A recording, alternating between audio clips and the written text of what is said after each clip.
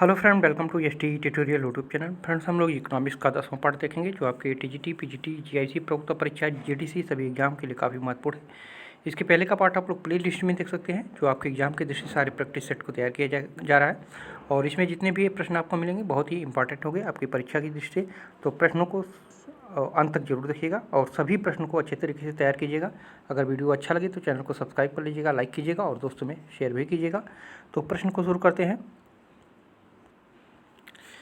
पहला क्वेश्चन है, सीमांत आय ऋणात्मक होगी यदि मांग कैसा मांग हो तो सीमांत आय ऋणात्मक होगा तो अत्यधिक बेलोचदार हो।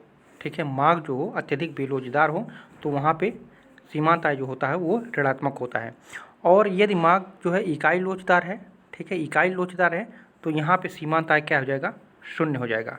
ठीक है, और पूर्णतः लोचदार है, अगर पूर्णतः लोचदार यहाँ पर दिया जाए तो पूर्णतः लोचदार पे जो सीमांत आय होगी वो धनात्मक हो जाएगी।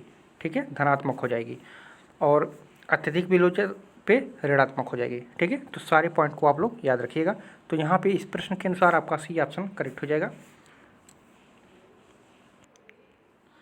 दूसरा क्वेश्चन है, अनुकूलन उत्पादन वह है जो औसत लागत के न्यूनतम बिंदु पर उत्पादित होता है। ठीक है, सी ऑप्शन आपका करेक्ट हो जाएगा।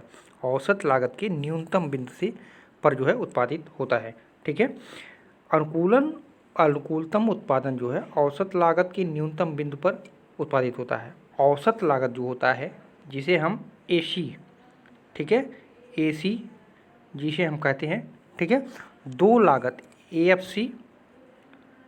एएफसी और एबीसी, ठीक है, के योग से बनता है। और एएफसी वक्र जो होता है वो उत्पादन में वृद्धि के साथ निरंतर जो है ये धीरे धीरे गिरता रहता है। पर एबीसी जो वक्र होता है तब तक गिरता है जब तक कि वह उत्पादन क्षमता में का पूर्ण प्रयोग न हो जाए। ठीक है, और इस प्रकार जो है अनुकूलतम उत्पादन के स्तर की प्राप्ति तक जो है दोनों एएफसी हुआ और एबीसी हुआ जो है वक्र घटेंगे, अर्थात जो एटीसी वक्र होगा वो हमेशा घटेगा। ठीक है, तो वहाँ पे जो होता है तो अनुकूलन उत्पादन जो होता है तो औसत लागत के न्यूनतम बिंदु पर जो यहाँ न्यूनतम बिंदु से वो उत्पादित होता है, यहाँ से वो शुरुआत इसकी की जाती है। तो यहाँ पे सी ऑप्शन आपका सही हो जाएगा। तीसरा क्वेश्चन है, यदि दो साधन पूर्णतः स्थानापन्न हो तो उनके बीच प्रतिस्थानापन्न की लोच होगी। तो उनके बीच प्रतिस्थानापन्न की लोच कैसी होगी, तो ये अनंत होगी। ठीक है, बी ऑप्शन करेक्ट होगा। यदि दो वस्तुएं पूर्णतः स्थानापन्न हैं तो मांग की प्रतिलोच अनंत होती है। ठीक है, यदि दो वस्तुएं कोई दिया है, ठीक है, दोनों का स्थानापन्न है, ठीक है, दोनों निरंतर बढ़ते हैं, ठीक है, तो उनकी मांग की जो प्रतिलोच है क्या होगा, अनंत तक जाएगा। ठीक है, इसका कोई सीमा नहीं रहेगी। यही कारण है कि संपूर्ण स्थापनों का जो है अधिमान वक्र जो है हमेशा क्या होता है, सीधी रेखा की आकृति का होता है। ठीक है, तो यहाँ पे मान लीजिए ये है तो ये अनंत तक है। ठीक है, सीधी रेखा का वृत्त जो होता है यही क्या होता है, अनंत तक जाता है, इनफाइनाइट तक जाता है। तो यहाँ पे प्रश्न पूछा है दो वस्तुओं, ठीक है, दो साधन या दो वस्तुओं कर सकते हैं पूर्णतः स्थानापन्न है तो उनके बीच प्रतिस्थानापन्न की लोच होगी तो अनंत होगी। तो बी ऑप्शन आपका करेक्ट हो जाएगा। चौथा क्वेश्चन है, चित्र में निम्नांकित अनुपातों में से कौन सीमांत उत्पादकता दिखाता है। सीमांत उत्पादकता इसमें से कौन दिखा रहा है। ठीक है, तो यहाँ पे देखिए ज्यामितीय रूप में जो एमपीएल होता है, ठीक है, एमपीएल जो होता है कुल उत्पाद वक्र का ढाल होगा। ठीक है, और किसी वक्र के किसी बिंदु पर ढाल ज्ञात करने के लिए जो है किसी बिंदु पर स्पर्श रेखा खींचते हैं। ठीक है, किसी बिंदु पर जो है ये देख लीजिए यहाँ पे स्पर्श रेखा खींचते हैं, स्पर्श रेखा खींचा गया है। ठीक है, जिसका ढाल टीपी है, इसका ढाल क्या है, यहाँ पे टीपी है। टीपी का स्पर्श बिंदु होगा ये जो बिंदु होगा बी बिंदु होगा, ये क्या होगा, टीपी का स्पर्श बिंदु होगा। और चित्र में देख सकते हैं बी बिंदु जो है स्पर्श रेखा ए बी से खींचेंगे तो ए बी का ढाल, ए बी से खींचेंगे तो ए बी का ढाल अर्थात BC अर्थात क्या हो जाएगा BC, देख सकते हैं BC बटे क्या हो जाएगा AC, यानी लंब बटे आधार। ठीक है, लंब बटे क्या हो जाएगा आधार हो जाएगा। त्रिभुज ABC जो बन रहा है, ये ABC जो बन रहा है लंब बटे आधार, यही क्या होता है इसका लंब, ये मतलब BC लंब जो होता है और ये आधार AC। ठीक है, यही सीमांत उत्पाद होता है। इसी को क्या कहा जाते हैं सीमांत उत्पाद, उत्पादकता कहते हैं या सीमांत उत्पाद कहते हैं। ठीक है, तो यहाँ पे आपका बी ऑप्शन करेक्ट हो जाएगा, BC अपान AC। ठीक है, तो ये किसी भी ट्रायंगल में जो हो, मान लीजिए कोई भी ट्रायंगल है, अगर ऐसे भी हम लोग ग्राफ दे देता है एग्जाम में, तो इसमें ABC करके दे देता है, तो पूछ दे सीमांत उत्पाद क्या होगा, तो क्या करना है लंब बटे आधार, सीधे वही आपका सीमांत उत्पाद हो जाएगा। ठीक है, तो यहाँ पे बी ऑप्शन आपका करेक्ट हो जाएगा। 5वां नंबर क्वेश्चन है, अर्थशास्त्री निम्नलिखित मान्यताओं में से किसी उपभोक्ता के संदर्भ में हमेशा मानते हैं? तो ये बाजार में विवेकपूर्ण निर्णय लेते हैं। ठीक है, ए ऑप्शन करेक्ट हो जाएगा। अर्थशास्त्री जो होते हैं बाजार में विवेकपूर्ण निर्णय लेते हैं, इसीलिए तो उनको जो है उपभोक्ता माना जाता है अर्थशास्त्री के द्वारा। तो यहाँ पे ए ऑप्शन आपका करेक्ट हो जाएगा।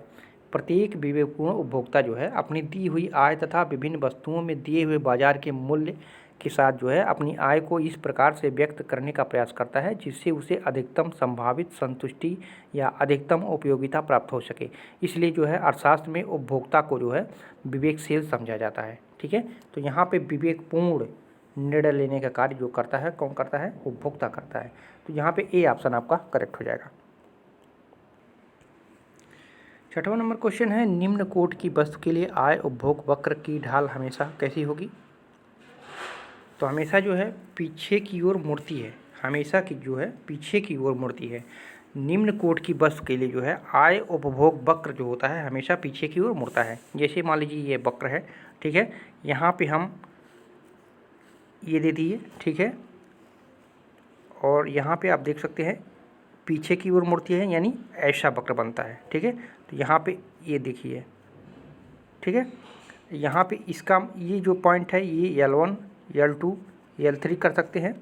ठीक है, और ये जो लंब है X1 X2 X3 कर सकते हैं। ठीक है, यहाँ P1 P2 P3 नाम दे सकते हैं। ठीक है, तो जो निम्न कोट की वस्तु होगी आय उपभोग का उसका वक्र हमेशा जो है क्या होगा ऐसे पीछे की तरफ बनेगा। ठीक है, तो यहाँ पे आय उपभोग का वक्र उपभोक्ता की मौद्रिक आय में परिवर्तन के परिणामस्वरूप जो है किसी वस्तु के उपभोग पर पड़ने वाले प्रभाव की व्याख्या करता है। ठीक है, आय उपभोग वक्र जहाँ तक धनात्मक ढाल की होगी वहाँ तक तो वस्तु जो है सामान्य वस्तु के रूप में होगी, तथा जो आय उपभोग वक्र के उस क्षेत्र में जिसमें आय उपभोग वक्र का ढाल जो है ऋणात्मक हो, वस्तु जो होती है निकृष्ट कोट की हो जाती है। ठीक है, यहाँ पे देख लीजिए, मान लीजिए ओरिजिन है, ठीक है, यहाँ OP1 स्तर तक जो है वस्तु कैसा है सामान्य वस्तु, यानी कैसा है तो ये धनात्मक हो जाएगा, ये कैसा हो जाएगा तो धनात्मक ढाल पर है।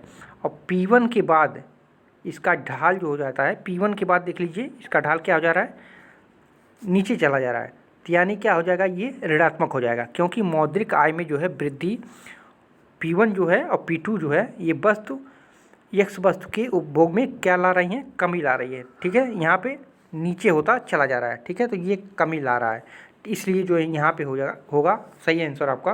तो यहाँ पे बी ऑप्शन हो जाएगा, पीछे की ओर मुड़ती रहती है। और यहाँ पे जो पहला स्टेज है आपका पहला स्तर क्या हो जाएगा धनात्मक हो जाएगा, और दोनों स्टेज का हो जाएगा ये ऋणात्मक में हो जाएगा। ठीक है, तो बी ऑप्शन आपका सही होगा। 7वां क्वेश्चन है, एक अपवाद वाली मांग वक्र वह है जिसकी ढाल दाईं ओर उठती हुई होती है। ठीक है, ए ऑप्शन आपका करेक्ट हो जाएगा।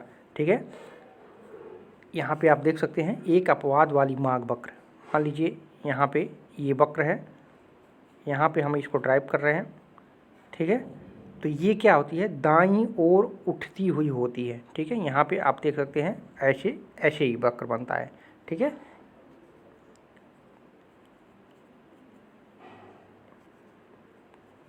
ठीक है, ये जो है दाहिनी ओर क्या होता है ये उठता जाता है। तो यहाँ पे एक अपवाद मार्ग वक्र वह होती है जिसकी ढाल जो है दाएं की ओर उठती है, हमेशा उठती है। ऐसी स्थिति में क्या होता है मूल्य मार्ग संबंध जो होता है वो कैसा हो जाता है तो धनात्मक हो जाता है। ठीक है। गीफेन वस्तुएं हो गए, प्रतिष्ठा सूचक हुए, वस्तुएं जीवन निर्वाह अनिवार्य वस्तुएं, ये सभी जो है ऐसी स्थिति में देखी जा सकती हैं। ठीक है। तो यहाँ पे अपवाद वाली मार्ग वक्र जो हमेशा बनती है वो दाईं ओर उठती हुई बनती है। तो यहाँ पे ए ऑप्शन आपका करेक्ट हो जाएगा। 8वां नंबर क्वेश्चन है, दो उदासीन वक्र IC1 IC2 एक दूसरे को नहीं काट सकते क्योंकि जो IC1 और IC2 है संतोष के विभिन्न स्तरों को व्यक्त करते हैं। ठीक है। तो यहाँ पे सी ऑप्शन आपका करेक्ट हो जाएगा। दो अधिमान जो वक्र होते हैं एक दूसरे को न काट सकते हैं और न एक दूसरे को स्पर्श कर सकते हैं, क्योंकि प्रत्येक अधिमान वक्र जो होता है संतुष्टि के, ये संतोष नहीं है, संतुष्टि है। ठीक है। संतुष्टि के एक निश्चित स्तर को ये प्रकट करता है। ठीक है। संतुष्टि के एक निश्चित स्तर को प्रकट करता है और ऊपर वाला वक्र होता है, ऊपर वाला वक्र नीचे वाले वक्र की अपेक्षा जो है अधिक संतुष्टि का स्तर व्यक्त करता है।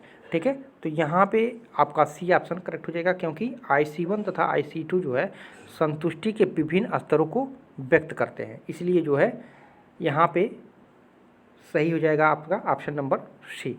ठीक है। 9वां नंबर क्वेश्चन है, जब दो वस्तुएं पूर्ण प्रतिस्थापन होती हैं तो तटस्थता वक्र कैसा होता है? तो एक सीधी रेखा में होता है। सी ऑप्शन करेक्ट हो जाएगा। ठीक है। पूर्ण स्थापन वस्तुओं के संबंध में खींचा गया अधिमान वक्र जो है एक सीधी रेखा में, ठीक है, एक सीधी रेखा में के रूप में होगा, जिसका अर्थ है कि दोनों वस्तुओं के बीच जो प्रतिस्थापन है वो सीमांतर स्थिर है। ठीक है। और ये रेखा कैसा बनता है? तो ये अनंत तक बनता है। हम लोग पिछले क्वेश्चन में देखे भी हैं इसका। ठीक है। तो यहाँ पे सी ऑप्शन आपका करेक्ट हो जाएगा। 10वां नंबर क्वेश्चन है, निम्न कोट की वस्तु की स्थिति में जब आय बढ़ती है तो क्या होता है? तो उसका उपयोग घटता है। ठीक है। ए ऑप्शन आपका करेक्ट हो जाएगा। वे वस्तुएं जिनकी आय लोच जो है वो क्या होता है? शून्य से कम होता है अर्थात ऋणात्मक होता है, तो इन्हें हीन अथवा निम्न पदार्थ कहा जाता है। उपभोक्ता की आय बढ़ने पर जो है इन हीन अथवा निम्न पदार्थ की मांग क्या होती है? घटती है, तो उसका उपयोग क्या हो जाता है? घटता जाता है। तो यहाँ पे ए ऑप्शन आपका करेक्ट हो जाएगा। तो फ्रेंड्स, ये रहे महत्वपूर्ण प्रश्न। कुछ कैसा लगा वीडियो कमेंट कीजिएगा, वीडियो को लाइक शेयर भी कीजिएगा। फिर मिलते हैं अगले पार्ट में। और सारे प्रश्न इंपॉर्टेंट हैं और सभी प्रश्न को अच्छे तरीके से आप लोग तैयार करते रहिए। ठीक है। फिर मिलते हैं अगले पार्ट में। पूरा वीडियो देखने के लिए आप सभी को धन्यवाद।